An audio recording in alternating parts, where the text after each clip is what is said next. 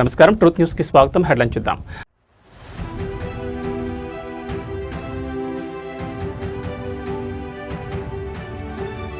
అమరావతికి ముగిసిన చట్టబద్ధత ప్రక్రియ, రాష్ట్రపతి ద్రౌపది ముర్ము ఆమోదముద్ర.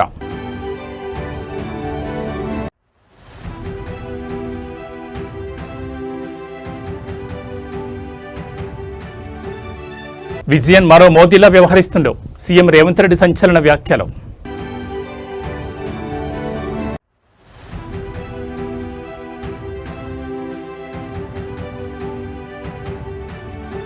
జమ్మలమడుగు రాజకీయంలో ప్రకంపనలు, ఎమ్మెల్యే పదవికి ఆదినారాయణ రెడ్డి రాజీనామా హెచ్చరిక.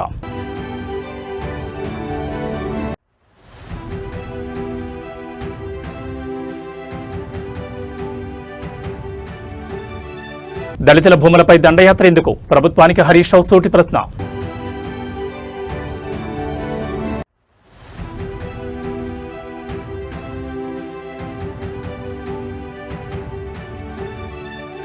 తెలుగు రాష్ట్రాలకు వాతావరణ శాఖ హెచ్చరిక, రానున్న 3 రోజుల పాటు వర్ష సూచన. ఇక డీటెయిల్స్ చూస్తే ఆంధ్రప్రదేశ్ రాజధానిగా అమరావతికి చట్టబద్ధత కల్పించే ప్రక్రియ సంపూర్ణమైంది. ఇప్పటికే పార్లమెంట్ ఉభయ సభల ఆమోదం పొందిన ఈ బిల్లుపై రాష్ట్రపతి ఆమోదముద్ర కూడా పడింది. ఏపీ పునర్వ్యవస్థీకరణ చట్ట సవరణ బిల్లు 2026 సోమవారం ఉదయం రాష్ట్రపతి భవన్కు చేరింది. సాయంత్రానికే దీనిపై రాష్ట్రపతి ద్రౌపది ముర్ము సంతకం చేశారు. రాత్రి 10 గంటలకల్లా గెజిట్ నోటిఫికేషన్ కూడా వెలువడింది. దీంతో అమరావతికి కేంద్ర స్థాయిలో చట్టబద్ధమైన రక్షణ లభించినట్లయింది.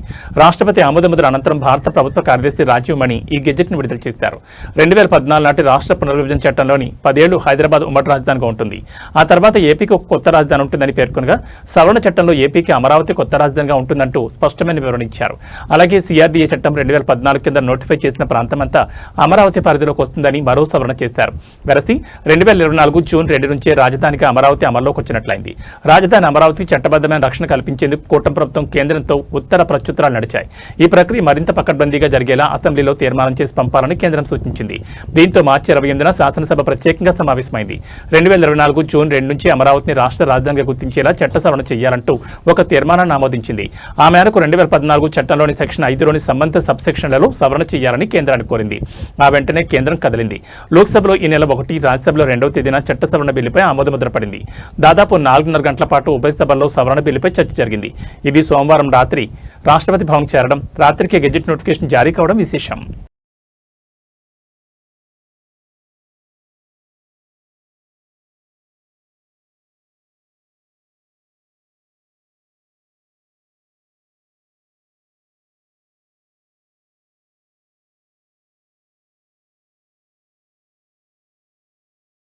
ఆంధ్రప్రదేశ్ రాజధానిపై నెలకొన్న అనిశ్చితికి తెరపడింది. ఏపీ ఏకైక రాజధానిగా అమరావతిని గుర్తిస్తూ ఆంధ్రప్రదేశ్ పునర్వ్యవస్థీకరణ చట్టం 2026కు రాష్ట్రపతి ద్రౌపది ముర్ము ఏప్రిల్ 6న ఆమోదముద్ర వేశారు.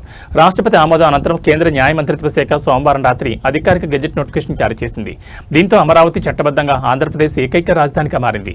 అమరావతిని రాజధానిగా గుర్తించాలని మార్చి 28న ఏపీ అసెంబ్లీ చేసిన తీర్మానం మేరకు కేంద్ర ప్రభుత్వం ఈ బిల్లును పార్లమెంట్లో ప్రవేశపెట్టింది. ఏప్రిల్ 1న లోక్సభ, ఏప్రిల్ 2న రాజ్యసభ ఈ బిల్లును ఆమోదించాయి. ఈ సవరణతో 2014 పునర్వ్యవస్థీకరణ చట్టంలోని సెక్షన్ 5(2)లో మార్పులు చేసి కొత్త రాజధాని ఉంటుందనే పదం స్థానంలో అమరావతి కొత్త రాజధానిగా ఉంటుందని చేర్చారు. ఈ పరిణామంపై ఏపీ మంత్రి నారా లోకేష్ హర్షం వ్యక్తం చేశారు. ఆంధ్రప్రదేశ్ ప్రజలందరికీ ఇది చారిత్రాత్మక రోజు. రాష్ట్రపతి ఆమోదంతో రాజధాని కళ అధికారికంగా సాకారమైంది. రాష్ట్ర భవిష్యత్ కోసం మద్దతుగా నిలిచిన ప్రధాని నరేంద్ర మోడీకి, బిల్లుకు మద్దతిచ్చిన ఎంపీలకు హృదయపూర్వక ధన్యవాదాలు. ఈ చారిత్రాత్మక ఘట్టానికి మార్గం సుగమం చేసిన అమరావతి రైతుల ఓర్పు, త్యాగాలకు ప్రత్యేక వందనాలు అని ట్వీట్ చేశారు. ఈ నిర్ణయంతో రాజధాని మార్పుపై భవిష్యత్తులో ఎలాంటి సవరణ చేయాలన్నా అది పార్లమెంట్ పరిధిలోనే ఉంటుంది.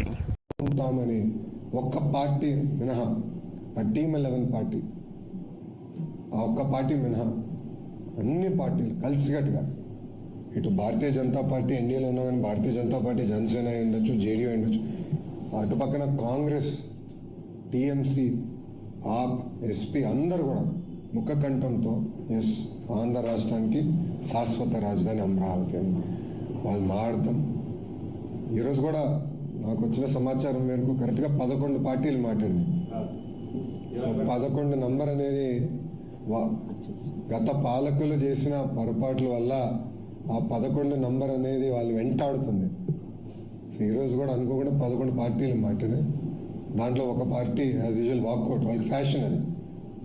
కేరళ సీఎం పినరయి విజయన్ కు రాసిన లేఖపై తెలంగాణ సీఎం రేవంత్ రెడ్డి స్పందిస్తూ ఘాటు వ్యాఖ్యలు చేశారు. పినరయి విజయన్ ఎప్పుడు సిద్ధమన్నా తాను చర్చకు సిద్ధమని ఆయన సవాల్ విసిరారు. ఇవాళ ఆయన తిరువనంతపురంలో మీడియాతో మాట్లాడుతూ కీలక వ్యాఖ్యలు చేశారు. పినరయి విజయన్ కి రోల్ మోడల్స్ జ్యోతి బసు, సోమనాథ్ చటర్జీలా లేక నరేంద్ర మోడీ, అమిత్ షా అని ప్రశ్నించారు. కానీ ఆయన నరేంద్ర మోడీని తన రోల్ మోడల్ గా భావిస్తున్నారని, ఆయన పద్ధతులు కేరళ ప్రజలకు ఏమాత్రం ఆమోదయోగ్యం కాదని విమర్శించారు. విజయన్ ఓ ముఖ్యమంత్రిలా కాకుండా మరో నరేంద్ర మోడీ తరహాలో ప్రచారం చేస్తున్నారని ఆరోపించారు. పినరయి విజయన్ పై ఉన్న అవినీతి కేసుల నుంచి కేంద్రంలోని మోదీ ప్రభుత్వం ఆయనను రక్షిస్తోందని విమర్శించారు. అందుకే ఎన్ని ఆరోపణలు వచ్చినా ఆయనపై కేంద్ర సంస్థల చర్యలు తీసుకోవడం లేదని రేవంత్ రెడ్డి కామెంట్ చేశారు. దేశ రాజకీయాల్లో ఇండియా కూటమి భాగస్వాముల మధ్య ఇటువంటి వాగ్వాదం చోటు చేసుకోవడం ఇప్పుడు ప్రాధాన్యత సంతరించుకుంది. కేరళలో కాంగ్రెస్, లెఫ్ట్ పార్టీల మధ్య ఉన్న రాజకీయ వైరం ఈ వ్యాఖ్యలతో మరోసారి బహిర్గతమైంది.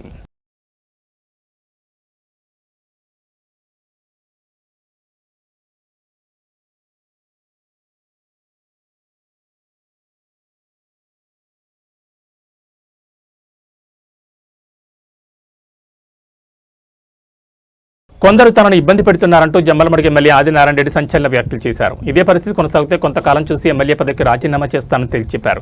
కొన్ని సమస్యలు ఉన్నాయని వాటిని పరిష్కరించాల్సిన బాధ్యత ఉందన్నారు.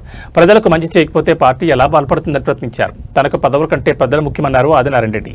ప్రజల కంటే తనకు పదవులు ముఖ్యం కాదని, అవసరమైతే ఎమ్మెల్యే పదవికి రాజీనామా చేస్తానంటున్నారు ప్రభుత్వ విప్ ఆదినారాయణ రెడ్డి. తాను అనుకున్నట్లుగా వ్యవస్థ సరిగా లేకపోతే రాజీనామా చేస్తానన్నారు. తాను కూడా కూటమిలో ఉన్నారని, కానీ కొందరు తనను ఇబ్బంది పెడుతున్నారని ఆవేదన వ్యక్తం చేశారు.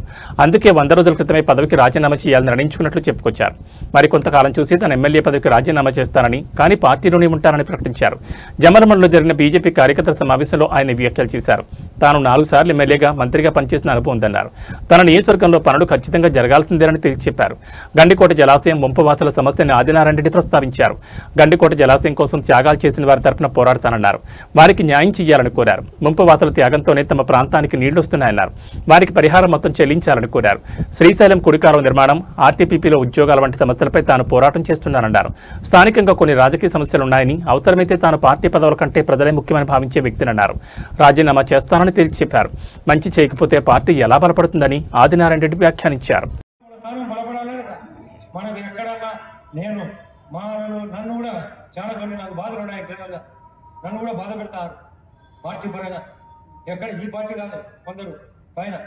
కూటమిలో కూడా నాకు బాధ ఉంది కొంత.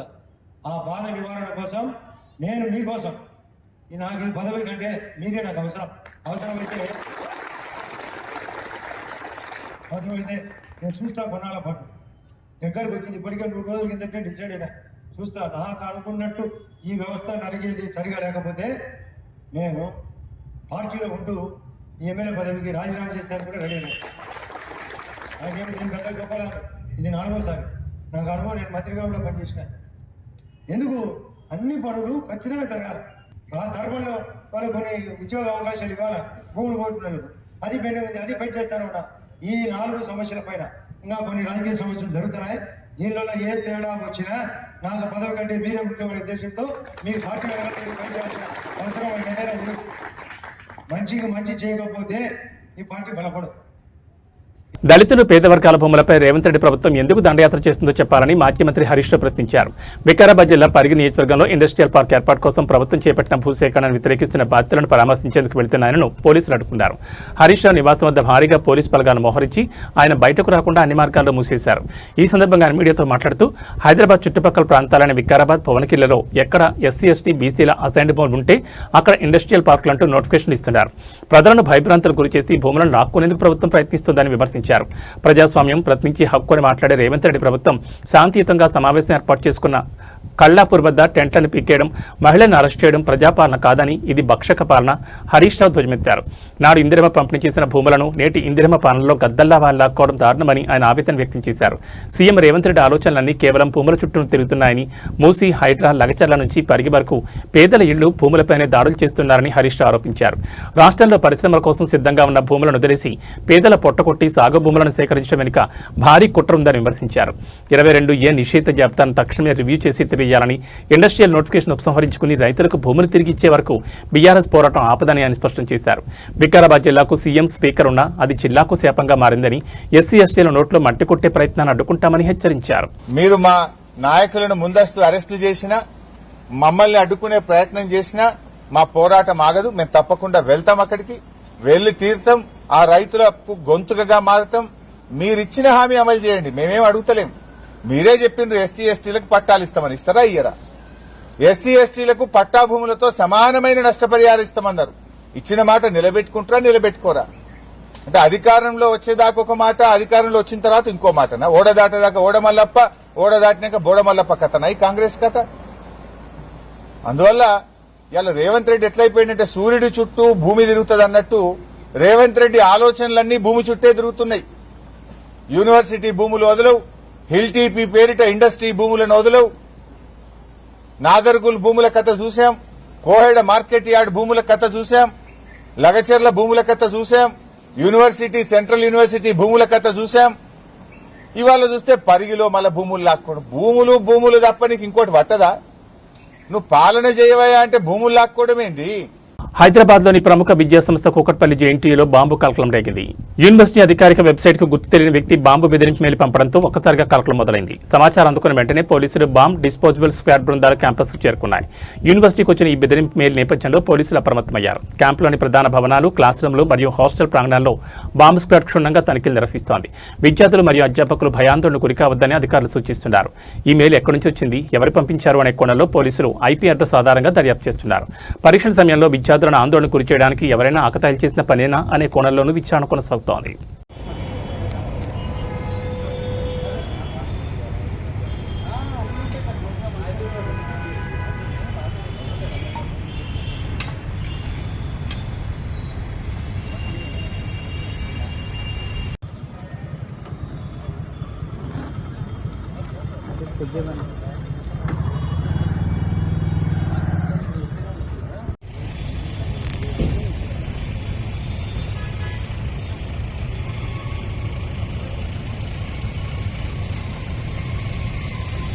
హైటెక్ సిటీకి గుండెకాయ లాంటి మాదాపూర్ ప్రాంతంలో ప్రజలు నరకయాతన అనుభవిస్తున్నారు. ముఖ్యంగా అయ్యప్ప సొసైటీలోని 100 ఫీట్ రోడ్లో గత 5 రోజులుగా డ్రైనేజ్ వ్యవస్థ పూర్తిగా అస్తవ్యస్తమైంది.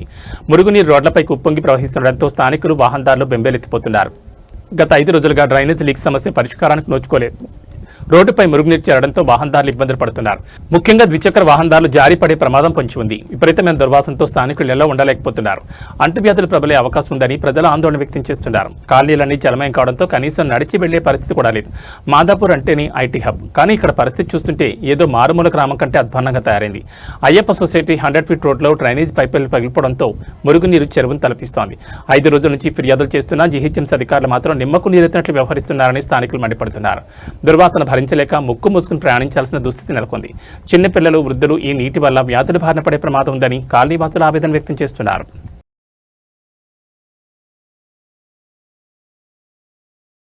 తెలంగాణ రాష్ట్ర director general of police Shivadhar Reddy convoy trial run సందర్భంగా ఇవాళ ప్రమాదం చోటు చేసుకుంది.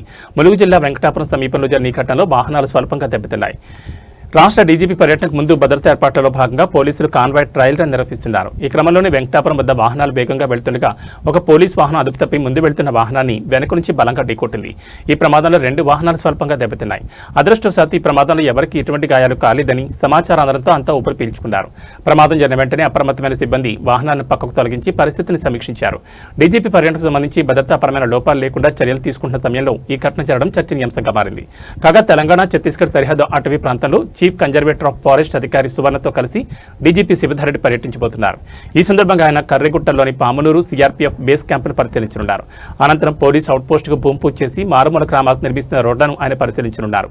మావోయిస్టుల నుంచి కర్రెగుట్టలను స్వాధీనం చేసుకునే వేళ డీజీపీ శివధారెడ్డి పర్యటన అత్యంత ప్రాధాన్యతను సంతరించుకుంది.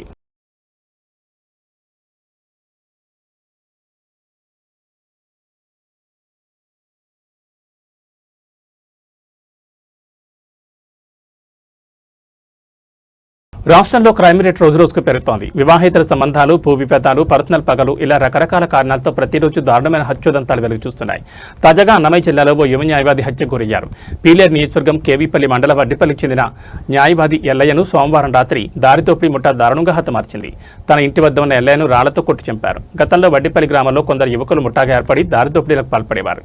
ఈ కేసులో ఎల్లయ్య పోలీసులకు వారి గురించి సమాచారం ఇచ్చి పట్టించారు. అప్పటి నుంచి ఎల్లయ్యపై ఆ ముఠా కక్ష కట్టింది. చంపేస్తామని బెదిరించగా ప్రాణభయంతో ఎల్లయ్య పోలీసులకు ఫిర్యాదు చేశారు. ఆ తర్వాత తుపాకీ లైసెన్స్ కోసం అప్లై చేసుకున్నారు. ఈలోగానే దోపిడీ ముఠా ఎల్లయ్యపై దాడి చేసి దారుణంగా చంపేస్తుంది.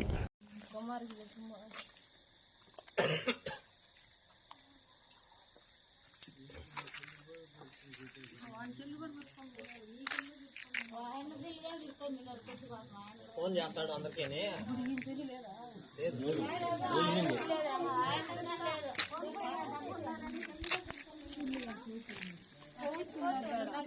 సెల్లు లేదులే, సెల్లులు కూడా ఎత్తుకోమన్నారండి సార్. సెల్లు కూడా అన్నది అందరూ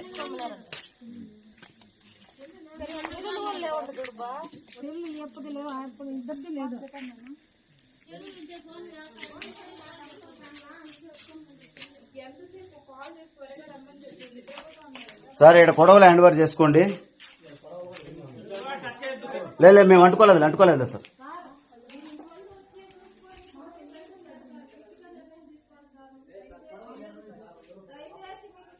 ఓ మహిళను పోలీసులు వేధిస్తున్నారని హెచ్ఆర్సీ ముందు ఆత్మహత్యకు పాల్పడిన ఘటన కలకలం రేపింది. కవాడిగూడ ప్రాంతానికి చెందిన మహిళ గాంధీనగర్ పోలీసులు తనను వేధిస్తున్నారని నాంపల్లి తెలంగాణ రాష్ట్ర మానవ హక్కుల కమిషన్ ముందు పెట్రోల్ పోసుకుని ఆత్మహత్యకు యత్నించిన ఘటన మంగళవారం చోటు చేసుకుంది. అక్కడే విధులు నిర్వహిస్తున్న పోలీసులు ఆ మహిళను అడ్డుకుని పెట్రోల్ బాటిల్ లాక్కుని హెచ్ఆర్సీ చైర్మన్ వద్దకు తీసుకెళ్లారు. పూర్తి వివరాలు ఇంకా తెలియాల్సి ఉంది.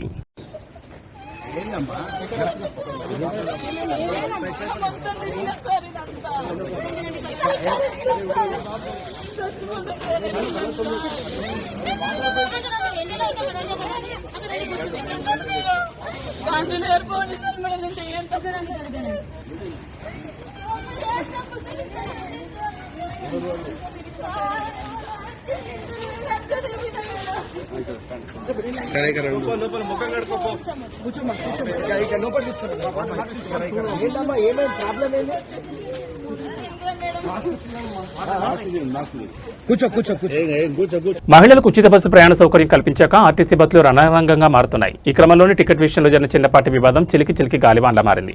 టికెట్ తీసుకోవాలని కోరినందుకు ఓ మహిళ ఏకంగా కండక్టర్పై చేసుకున్న ఘటన విజయవాడలో చోటు చేసుకుంది. విజయవాడ నుంచి విస్తన్నపేట వెళ్లే ఆర్టీసీ బస్సులో ఇద్దరు మహిళలు ఎక్కారు. బస్సు సింగనగర్ ఫ్లైఓవర్ సమీపంలో రాగానే కండక్టర్ శ్రీనివాసరావు వారి వద్దకు వెళ్లి టికెట్ తీసుకోవాలని కోరారు. ఆ సమయంలో ఆ మహిళలు 3 ఆధార్ కార్డులు చూపించి తమకు 2 టికెట్లు ఇవ్వాలని కండక్టర్ను కోరారు. అయితే కార్డుల విషయంలో కండక్టర్కు మహిళలకు మధ్య వాగ్వాదం మొదలైంది. ఈ క్రమంలో మాట పెరడంతో ఆవేశానికి లోని ఒక మహిళ అందరూ చూస్తుండగానే కండక్టర్ చెంప పగలగొట్టింది.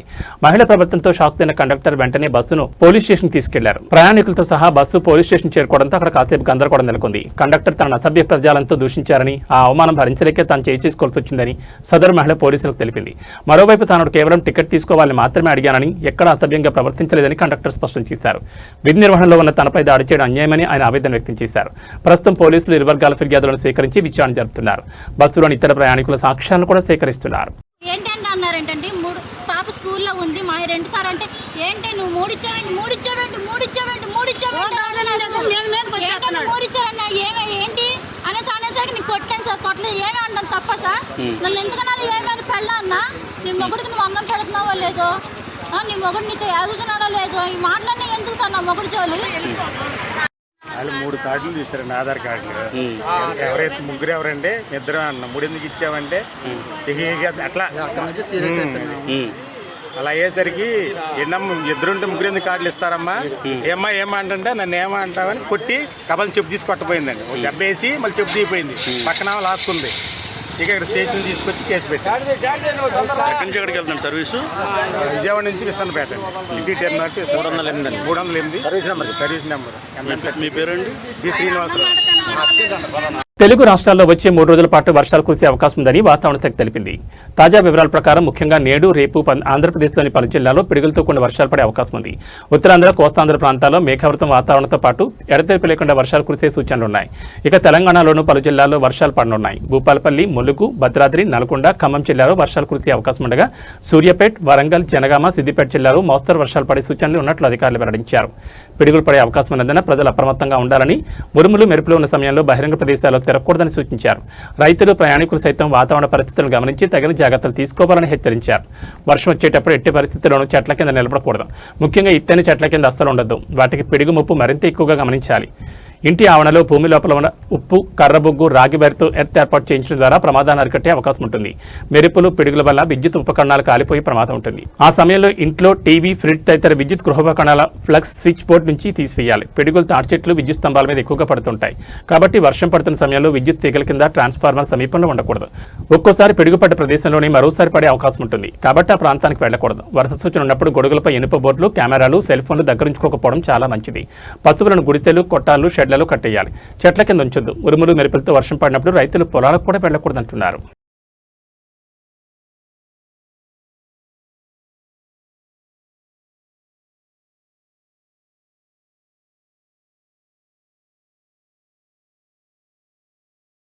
ఏబీ బులెటిన్ విశేషాలు. నమస్కారం.